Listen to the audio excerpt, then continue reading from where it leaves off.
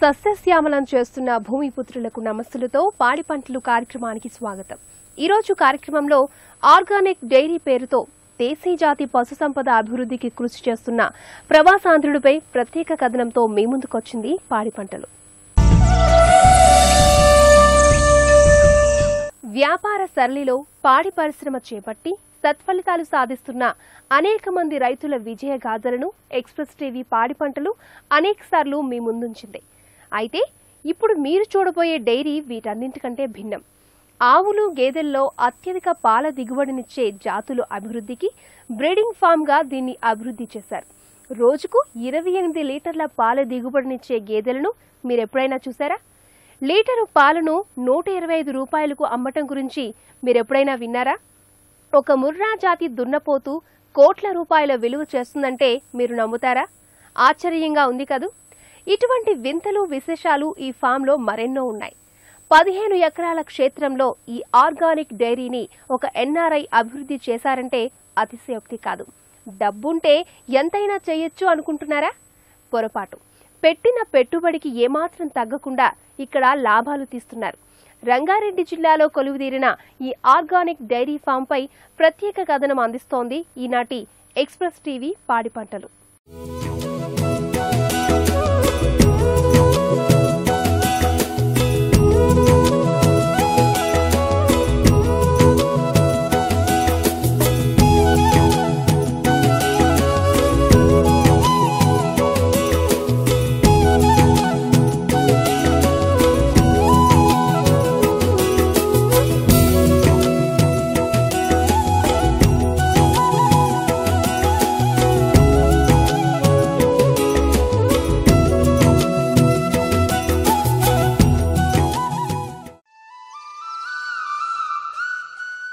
వ్యవసాయంతో పాటు అనాదిగా రైతుకు ఆర్థికంగా చేయూతనిస్తున్న రంగం పాడి పరిశ్రమ.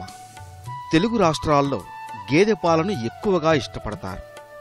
నాటు గేదెల స్థానంలో అధిక పాల దిగుబడినిచ్చే ముర్రా జాతి గేదెలను హర్యానా, పంజాబ్ వంటి రాష్ట్రాల నుంచి దిగుమతి చేసుకుని మన ప్రాంతానికి అనుగుణంగా వీటి సంతతిని అభివృద్ధి చేస్తున్నా ఇంతవరకు అంతగా పురోగతి సాధించలేదు. దీంతో వచ్చే పాల దిగుబడి కంటే పోషణ ఖర్చు ఎక్కువ అవుతూ ఉండటంతో రిస్క్ పెరిగి రైతు పాడి పరిశ్రమకు దూరమవుతున్నాడు. అంతర్జాతీయంగా మంచి పేరు ప్రఖ్యాతులు గడించిన ఒంగోలు జాతి ఆవులది అదే పరిస్థితి. ఈ నేపథ్యంలో దేశీయంగా అందుబాటులో ఉన్న మేలుజాతి పాడి పశువుల అభివృద్ధికి శ్రీకారం చుట్టారు ఎన్ఆర్ఐ ముక్కామల కోటేశ్వరరావు.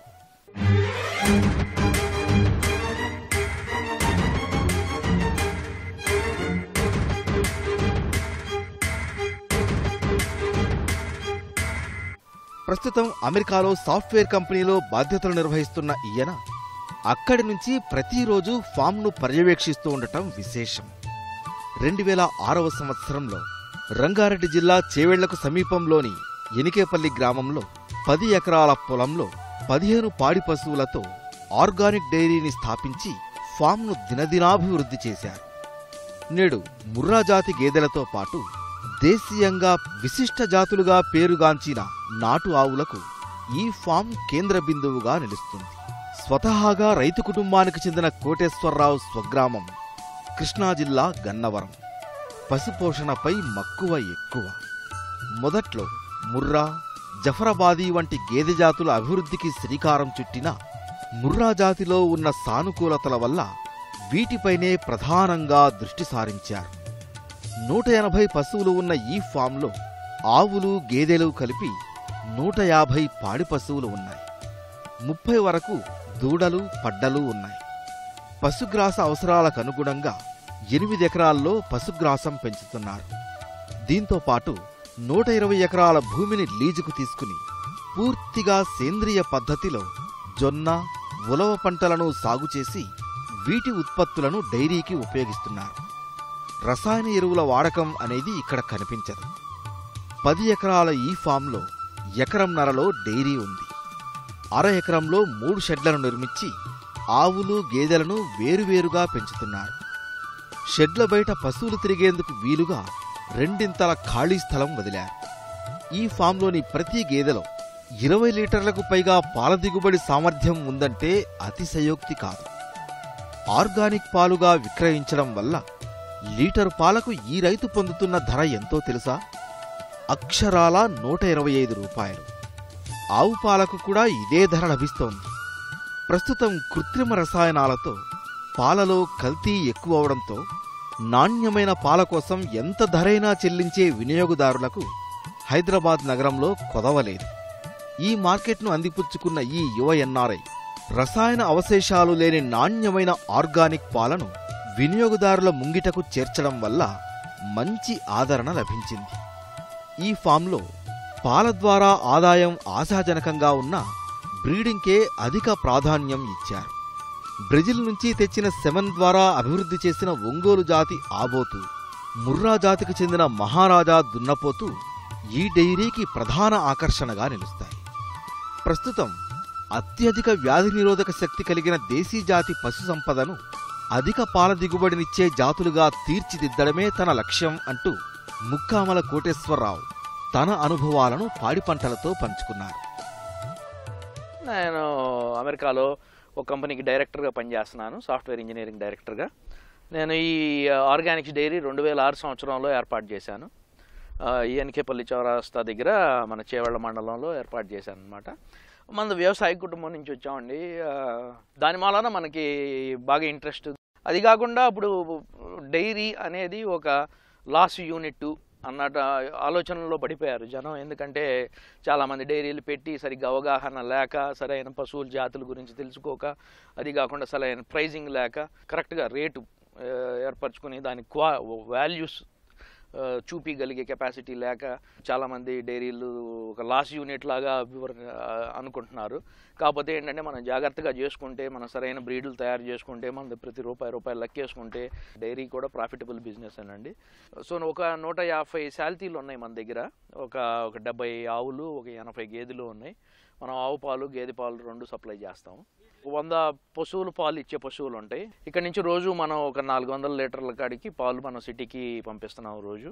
మన దగ్గర ఏంటంటే ఇంకొక విశేషం ఏంటంటే, సిటీల్లో డైరీల లాగా కాకుండా మన దగ్గర దోళ్ళు అన్నీ ఒకటి బీరుబావు. సో ప్రతి దోడని మనం డెవలప్ చేసి, దాని పేదోడైనా కానీ గిత్తదోడైనా కానీ వాటి జెనెటిక్స్ అనలైజ్ చేసి దాని ప్రకారంగా వాటిని బుల్ స్టేషన్స్కి కానీ, లేకపోతే మనం సొంతంగా సెమనలు తీయటం కానీ, తర్వాత గవర్నమెంట్కి సప్లై చేయటం కానీ చేస్తాం. అలాగే డెవలప్ చేసిన బుల్ మన మహారాజు ఇక్కడ.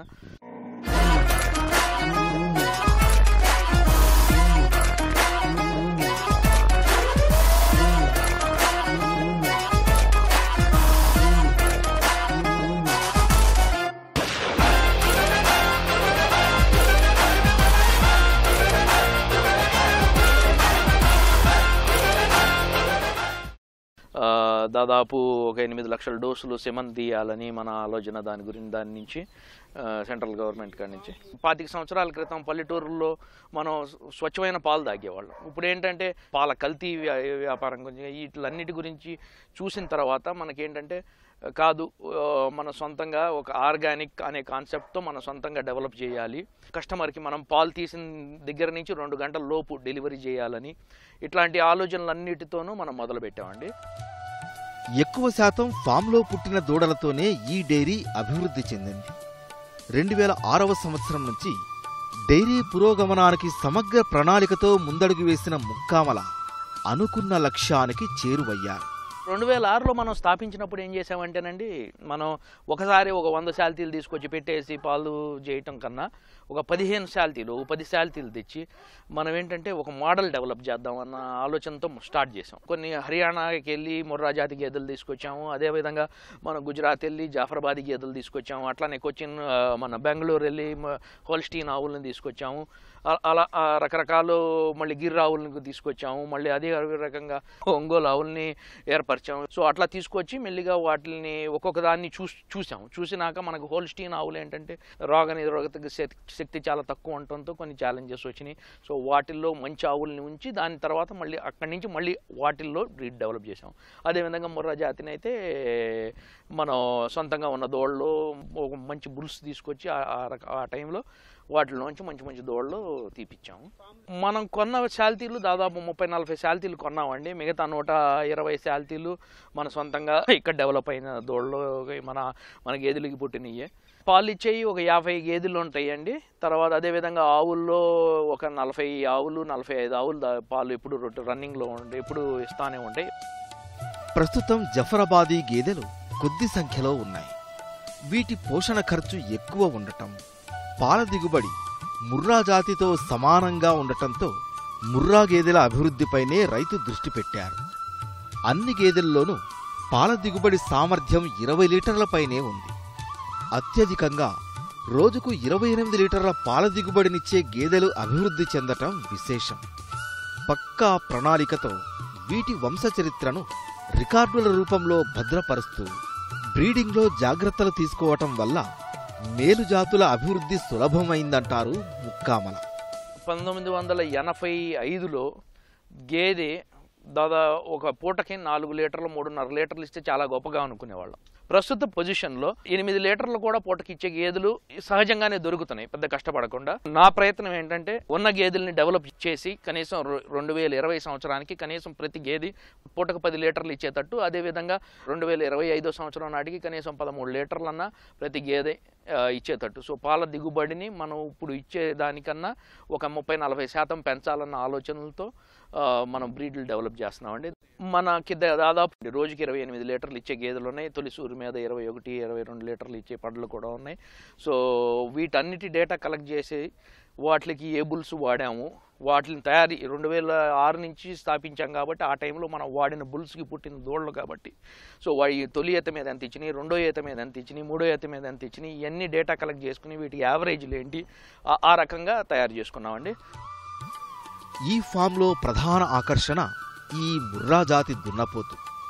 దీని విలువ ఎంతో తెలుసా? అక్షరాల 15 కోట్ల రూపాయలు. అమెరికాకు చెందిన ఓ ప్రైవేట్ కంపెనీ ఈ బుల్ కొనుగోలుకు ఆఫర్ చేసిన మొత్తం ఇది. దీని ఎత్తు 6.1 అడుగులు, 1650 కిలోల బరువు ఉంది. హర్యానా నుంచి తెచ్చిన గేదెకు పుట్టింది. దీని ద్వారా గత 5 సంవత్సరాలుగా సంతతిని వృద్ధి చేస్తున్నారు. సో ఈ మన మహారాజు అనే బుల్లు మన డైరీలో 2009 సంవత్సరంలో పుట్టింది. హర్యానా నుంచి ఒక గేదెకి పుట్టిన దాన్ని తీసుకొచ్చామన్నమాట మనం. దీని తల్లి దాదాపు 26 లీటర్ల దాకా అయింది ఆ రోజుకి. అదేవిధంగా దీని తండ్రి గోలు అని హర్యానాలో బాగా ప్రసిద్ధి చెందిన బుల్లు. దీని తర్వాత మనం 2011 సంవత్సరం నుంచి మనం మన పశువుల మీదకి వాడుతున్నాము. మొన్న వెస్ట్ గోదావరి జిల్లా ఆంధ్ర స్టేట్ స్థాయి పోటీల్లో కూడా నెంబర్ 1 స్థానాన్ని సంపాదించింది. దీనికి పుట్టిన మొదటి జనరేషన్ దూడలు దాదాపు యావరేజ్న 19 లీటర్ల కాడికి అయినాయి తొలిసూరి మీద. రెండో ఈత మీద దాదాపు 24-25 లీటర్ల దాకా అయినాయి. దీని రికార్డ్స్ కూడా మనం కంప్యూటరైజ్ చేసి డేటా కలెక్ట్ చేసి చేస్తున్నాం కాబట్టి దీని complete end to end record ఉంది మన దగ్గర. ఆ రికార్డు చూసిన మన అధికారులు కానీ, గవర్నమెంట్ డాక్టర్లు కానీ, జేడీఈలు కానీ దీన్ని సెమన్ తీయాలి, ఒక 8 లక్షల డోసులు సెమన్ అన్న తీయాలి అన్న ఆలోచన అభిప్రాయం వ్యక్తం చేశారు. నవంబర్ 1-2 తారీఖుల్లో దీని నుంచి ఇక సెమన్ తీయటం మొదలు పెడుతున్నాం. ఇంట్రెస్ట్ ఉన్న రైతులకి వాళ్ళకు కూడా ఏర్పరిచే అవకాశం ఉంది. మనం ఈ పశువు 2012లో పెద్ద హర్యానాలో పాల పోటీల్లో నెంబర్ 1 పశువు. దీన్ని క్రాస్ చేసిన బుల్లు మళ్ళీ మనం నెక్స్ట్ జనరేషన్ బుల్గా డెవలప్ చేస్తున్నాం. అదేంటంటే దాదాపు రోజుకి 28 లీటర్లు అవ్వాలి అన్న ఆలోచనతో డెవలప్ చేస్తున్నాము.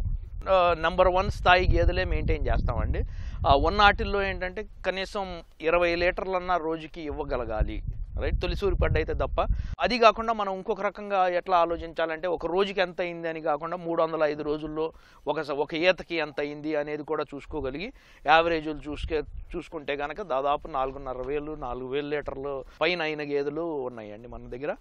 దాదాపు 9-10 నెలల దాకా మనం పాలు తీస్తామండి. అత్యధిక పాలచార గల దేశీ జాతి పశు సంపద అభివృద్ధి లక్ష్యంగా ఈ ఆర్గానిక్ డైరీ ముందుకు సాగుతోంది.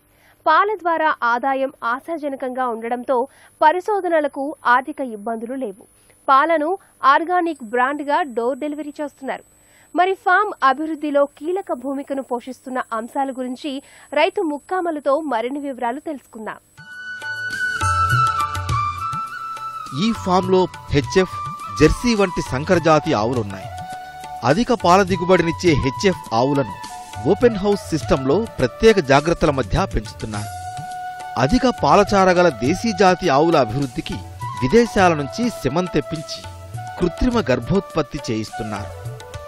సో మన దగ్గర ఒక 70 శాల్తీలు ఆవులు ఉన్నాయి కదా, వాటిల్లో మనకి ఒక 7-8 శాల్తీలు హోల్స్టీన్ ఆవులు ఉన్నాయి, హోల్స్టీన్ ఫ్రీజియన్ హెచ్ఎఫ్లు. వీటిని దిగుబడి దాదాపు 35 నుంచి 40 లీటర్ల దాకా మనం దిగుబడి తీయగలిగాము. ఇవన్నీ ఇంపోర్టెడ్ సెమన్కి పుట్టిన 2వ జనరేషన్ దూడలు. విదేశీ రక్తం ఎక్కువ అవ్వటం వల్ల మన ప్రాంతాల్లో మనుగడ సాగించడం కష్టం అనే ఒక భావన కూడా ఉంది. కాకపోతే ఏంటంటే ఇవి ఇక్కడ పుట్టినవి కాబట్టి, అదేవిధంగా మనం ఓపెన్ షెడ్లు ఏర్పాటు చేయటం కానీ, విదేశాల్లో లాగా అట్లా ఇసుక మీద పడుకోవటానికి ఏర్పాటు చేసిన వసతులు కానీ వల్ల కానీ, అది కాకుండా కూలర్స్ కానీ ఏదైనా కానీ మనకేంటంటే వాటి పాలు దిగుబడి అట్లానే ఉంటుంది. కాకపోతే వీటికి ఎలాగైనా రోగ నిరోధక శక్తి తక్కువ హోల్స్టీన్కి. హోల్స్టీన్ ఏంటంటే A1 రకం A2 రకం పాలు ఉత్పత్తి అవుతాయండి. A1 రకంలో ఏంటంటే వాటికి కొన్ని బీటా కేసిన్ అనే ఒక క్రోమోజోమ్ మిస్ అవుతుంది. దానివల్ల కొన్ని డైజెస్టివ్ ఇష్యూస్ అవన్నీ ఉంటాయి అన్న ఒక భావన కూడా ఉంది. సో అది రీసెర్చ్లో కూడా తేలింది. మనం ఏంటంటే మన విదేశాల్లో అన్ని రకాలుగా పరీక్షించిన A2 సెమనే మనం వాడతాం.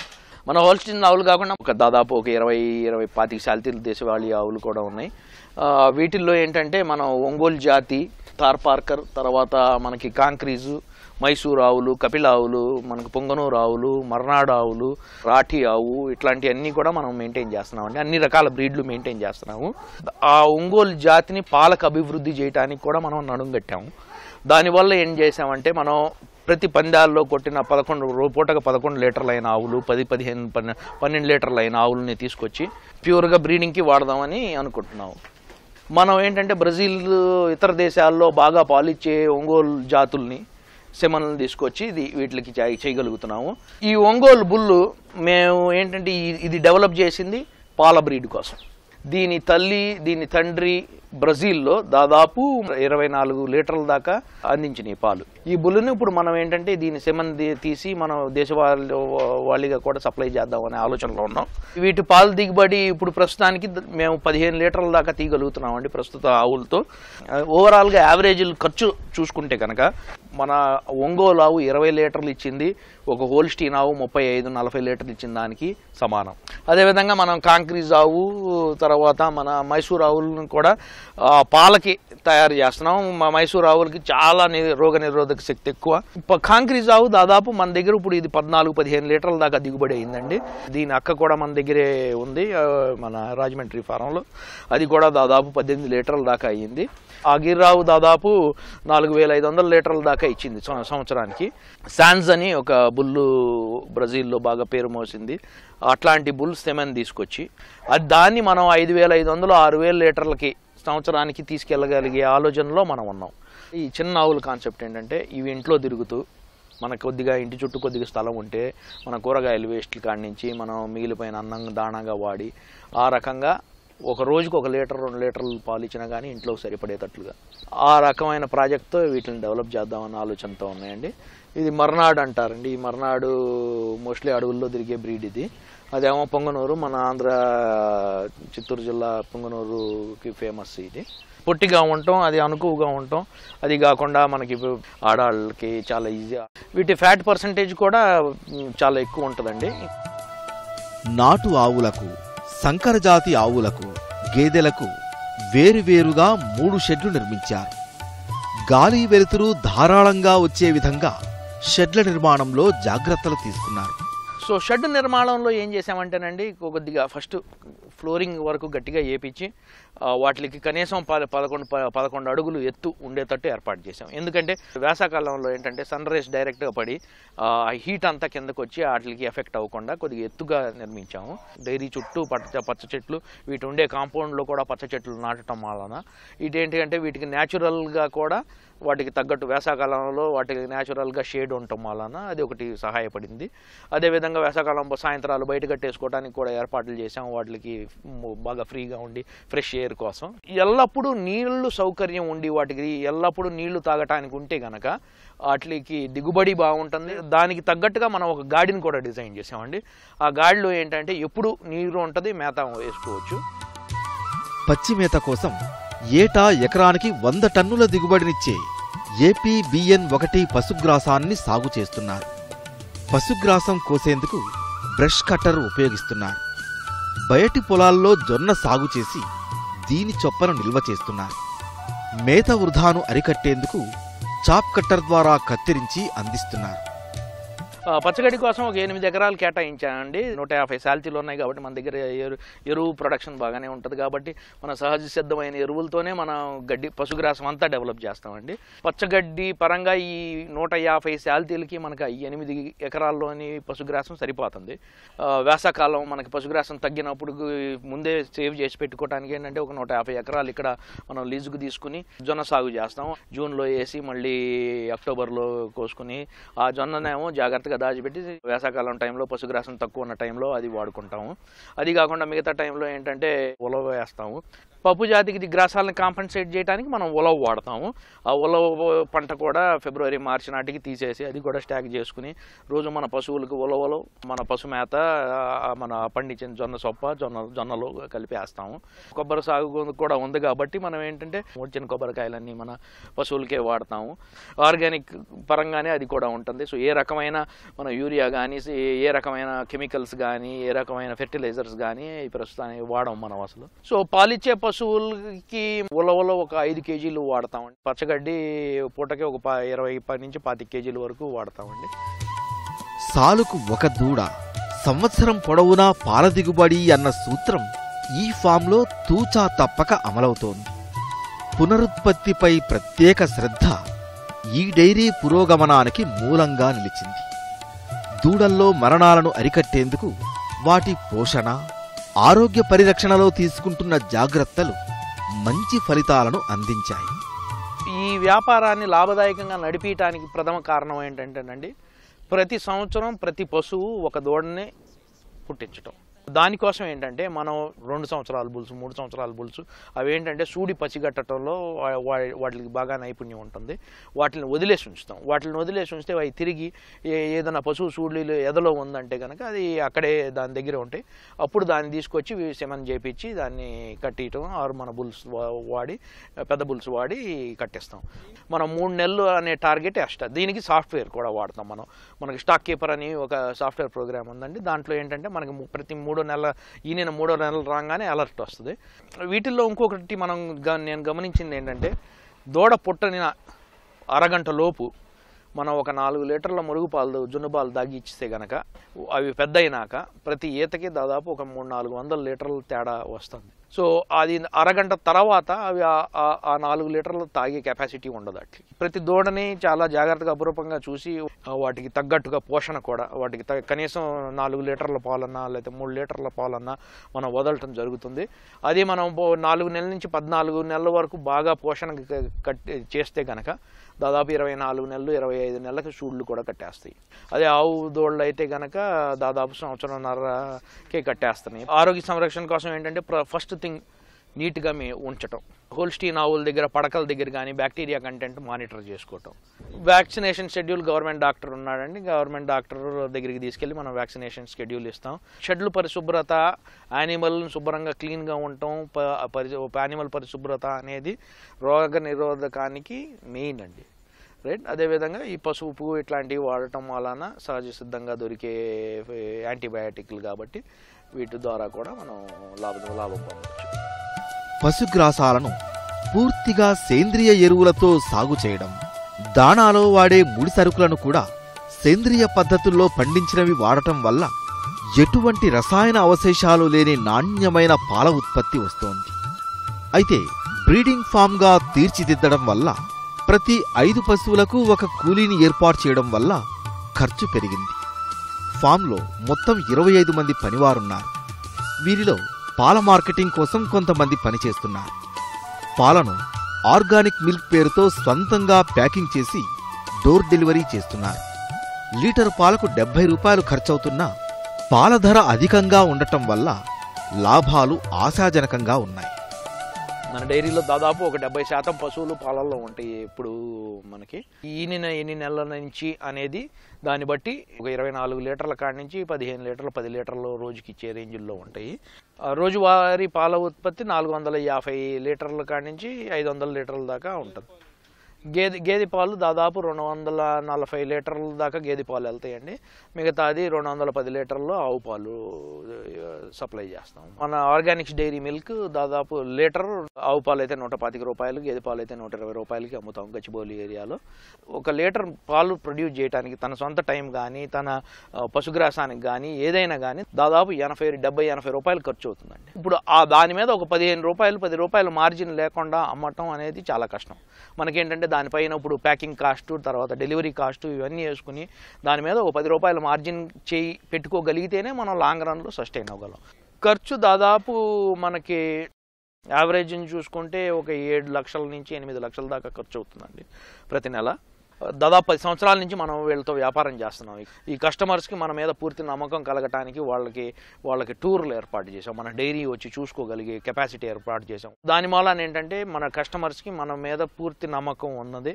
అండ్ ఆ నమ్మకం మమ్ము చేయకుండా ఉండటానికి మనం అన్ని రకాల జాగ్రత్తలు తీసుకుంటున్నాం.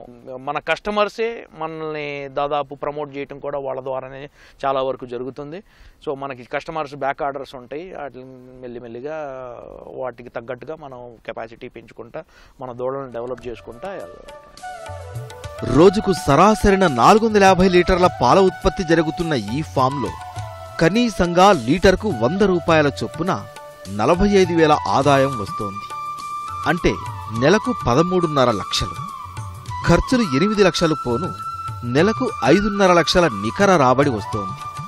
అయితే ఆబోతుల నిర్వహణపై ఎక్కువ దృష్టి పెట్టడం, సంతతి వృద్ధిపై చేస్తున్న పరిశోధనల వల్ల కొంత రాబడిని అటుగా ఖర్చు చేస్తున్నారు.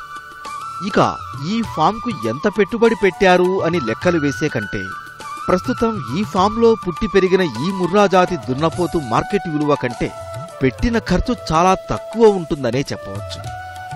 వినియోగదారుల అభిరుచికి అనుగుణంగా నాణ్యమైన ఆర్గానిక్ పాలను ఉత్పత్తి చేస్తూ అధిక పాలచారగల మేరుజాతి పశు సంపదను రైతులకు అందుబాటులోకి తేవాలన్న సంకల్పంతో ముందడుగు వేస్తున్న ముక్కామల కోటేశ్వరరావు కృషి అభినందనీయం.